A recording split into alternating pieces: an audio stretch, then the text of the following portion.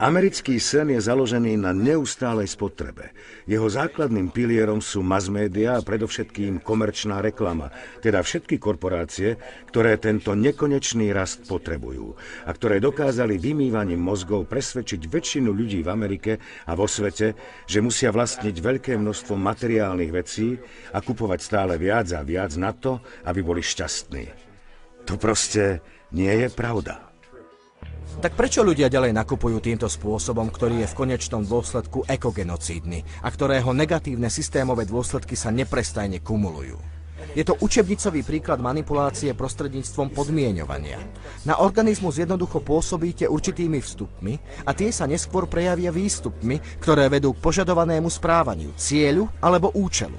Reklamný priemysel má k dispozícii všetky potrebné technologické zdroje a chváli sa tým, ako sa dostane do myslí detí, ktoré sú tým, čo počujú, programované na dané obchodné značky. Teraz vidíme, ako je možné, že ľudia sú takí hlúpi. Boli naučení stať sa hlúpimi. Je to porucha hodnotového rebríčka.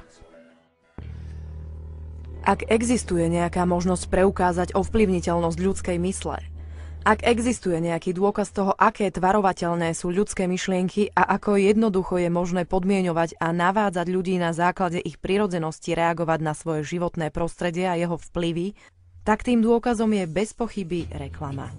Môžeme len žasnúť nad súčasnou úrovňou vymývania mozgov, kvôli ktorému sa tieto naprogramované roboty, známe ako spotrebitelia, pretlkajú svojim životom, len aby vošli do nejakého obchodu a utratili pri nákupe $4,000 za kabelku, ktorú niekde v zámori vyrobili malé deti za $10.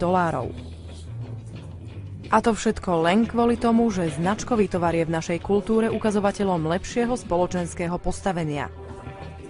Kedysi existovali starodávne spoločenské tradície, ktoré zvyšovali dôveru a súdržnosť v spoločnosti.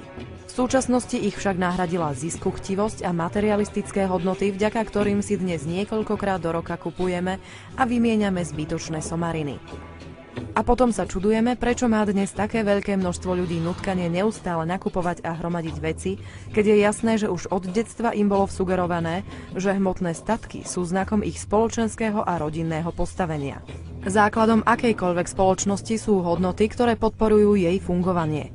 Naša spoločnosť však vo svojej súčasnej podobe môže fungovať len vtedy, ak naše hodnoty budú podporovať neustále rastúcu spotrebu, ktorá je nevyhnutná na to, aby mohlo trhové hospodárstvo pretrvávať. Pred 75 rokmi bola spotreba v Amerike a vo väčšine rozvinutého sveta v prepočte na obyvateľa polovičná v porovnaní so súčasnosťou. Dnešná konzumná kultúra bola vytvorená a nanútená ľuďom kvôli potrebe neustálej a stále vyššej a vyššej úrovne spotreby. Aj z tohto dôvodu dnes väčšina korporácií míňa viac peňazí na reklamu ako na výrobu samotného tovaru, ktorý predáva.